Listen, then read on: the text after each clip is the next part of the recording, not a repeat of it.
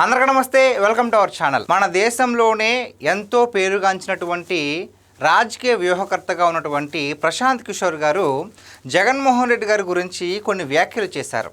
అయితే మన దేశంలో ఉన్నటువంటి ఎంతోమంది రాజకీయ నాయకులకి మళ్ళీ ఈయన ప్రశాంత్ కిషోర్ గారు రాజకీయ వ్యూహకర్తగా పనిచేయడం జరిగింది. బీజేపీకి కావచ్చు, అదేవిధంగా మమతా బెనర్జీ గారికి కావచ్చు. అంతేకాకుండా 2019లో జగన్మోహన్ రెడ్డి గారు అధికారంలోకి రావడానికి కూడా ప్రశాంత్ కిషోర్ గారి పాత్ర ఎంతైనా ఉంది. అంతేకాకుండా కేసీఆర్ గారు రెండోసారి సీఎం అవడానికి కూడా ఈ ప్రశాంత్ కిషోర్ గారే ప్రముఖ పాత్ర పోషించారు. దీంతో పాటు రీసెంట్గా టీవీకే పార్టీకి మరి విజయ్ గారు సీఎం అయ్యారంటే ప్రతి ఒక్కరు ఆశ్చర్యపడ్డారు. ఎందుకంటే ఎక్కడ ఏ సర్వే మొదలుపెట్టినా సరే ఈయనకి ఒక 20 సీట్లో 30 సీట్లో కొన్ని చోట్ల అసలు ఈయనకి సీట్లే రావని చెప్పిన వాళ్ళు కూడా ఉన్నారు. అటువంటిది విజయ్ గారి విజయం చూస్తుంటే ఒక్కొక్కరికి షాక్లో ఉన్నారు. మరి అటువంటి వాళ్ళందరికీ కూడా రాజకీయ వ్యూహకర్తగా పనిచేస్తున్నటువంటి ప్రశాంత్ కిషోర్ గారు రీసెంట్గా జగన్మోహన్ రెడ్డి గారి గురించి కొన్ని విమర్శలు అయితే చేయడం జరిగింది. అది ఏంటో ఒకసారి విందామండి. How many people have felt let down by Jagan and his approach or his conduct in last 5 years? यही शर्मिला रेड्डी हैं जो 2019 में जगन मोहन रेड्डी व एसआरसीपी के लिए रात दिन मेहनत करके उनके लिए प्रचार किया. अब जिनके अपने माँ अपनी बहन उनके खिलाफ खड़े हैं, मैं और दूसरे लोग क्या ఇక్కడ ఏమంటున్నారంటే జగన్మోహన్ రెడ్డి గారు 2019లో మరి సీఎం అవడానికి ఒక విధంగా రాత్రి పగళ్ళు చాలా అంటే చాలా కష్టపడ్డారు. ఎవరు? షర్మిల గారు, విజయమ్మ గారు. స్వయాన సొంత తల్లి మరి తోడబుట్టినటువంటి చెల్లి ఎంత సపోర్ట్ చేశారో ఇప్పుడు అంత వ్యతిరేకమయ్యారు.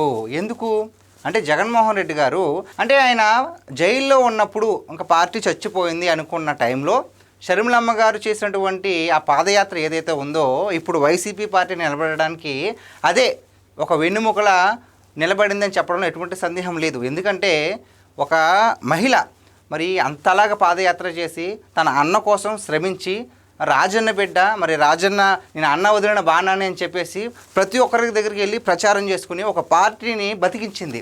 దాని తర్వాత జగన్మోహన్ రెడ్డి గారు నిజంగానే మళ్ళీ పాదయాత్ర చేస్తారనుకోండి, అది వేరే విషయం. అయితే ఉనికిని కాపాడింది ఎవరు అంటే ఖచ్చితంగా షర్మిలమ్మ గారు, అదేవిధంగా విజయమ్మ గారు అని చెప్పుకోవాలి. మరి అదేవిధంగా 2019లో జగన్మోహన్ రెడ్డి గారు అధికారంలోకి వచ్చిన తర్వాత ఎవరైతే తన విజయానికి కారణమయ్యారో షర్మిల గారు కావచ్చు, విజయమ్మ గారు కావచ్చు, ప్రశాంత్ కిషోర్ గారు కూడా కావచ్చు, వాళ్ళందరినీ ఎంత దూరం పెట్టారో ప్రత్యేకంగా చెప్పాల్సిన పని లేదు. అయితే దీని గురించి ప్రశాంత్ కిషోర్ గారు ఏం చెప్తున్నారు? అంతలా కష్టపడిన తల్లిని చెల్లిని దూరం పెట్టేశారు. ఇంకా నాలాంటి వాటి పరిస్థితి ఏంటో మీరు అర్థం చేసుకోవచ్చు. నేను కూడా జగన్మోహన్ రెడ్డి మరి అధికారంలోకి రావడానికి నేను కూడా ఒక పాత్ర పోషించాను, అలాంటిది నన్నే ఒక లెఫ్ట్ లెగ్తో తన్నేసి పక్కన పెట్టేశారు అని చెప్పేసి ప్రశాంత్ కిషోర్ గారు అయితే చెప్పడం జరుగుతుంది. ఇంకేం చెప్పారు చూద్దామండి.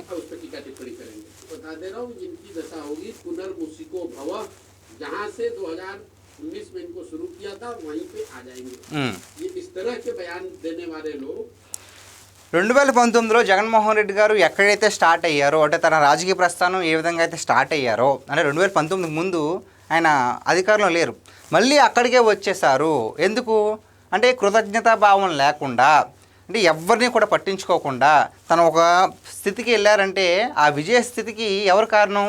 వెన్నుదట్టి ఎవరైతే ఉన్నారో వాళ్ళందరినీ పట్టించుకోకపోతే ఓకే, పట్టించుకోకపోయినా పర్లేదండి, ప్రజలకు సేవ చేస్తే ఓకే, ప్రజలకు సేవ జరిగింది, మమ్మల్ని పట్టించుకుంటే ఏంటి, పట్టించుకోకపోతే ఏంటండి. కాకపోతే ఇక్కడ అది కూడా జరగలేదు కదా అని చెప్పేసి ప్రశాంత్ కిషోర్ గారు అయితే మరి బాధపడుతున్నారు.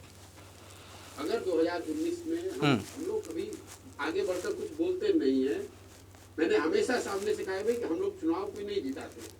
चुनाव तो पार्टी जीतती है, नेता जीतते हैं, उनका प्रयास जीतता है.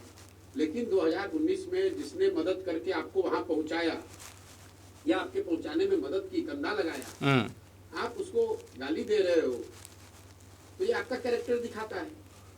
5 बरस किसी की मदद से अगर कहीं पहुंच गए हैं.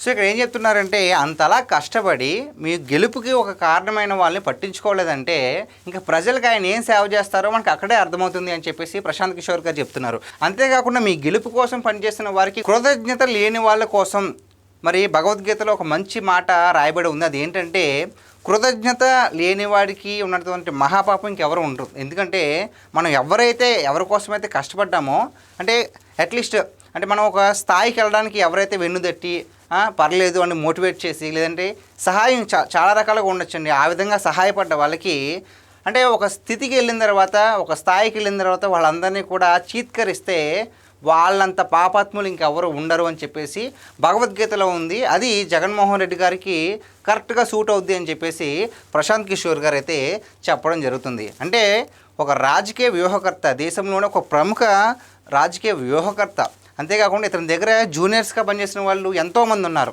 అయితే అటువంటి ఒక వ్యక్తి జగన్మోహన్ రెడ్డి గారి గురించి మరి ఈ విధంగా ఎందుకు చెప్తున్నారో ఒకసారి అర్థం చేసుకోవచ్చు. ఎందుకంటే నిజంగా 2019లో టీడీపీకి జనసేనకి ఏ విధంగా మరి అంటే వాళ్ళిద్దరి మధ్యన వైరం పెట్టడానికి కానీ ఇది చాలా వ్యూహాలు చేశారు.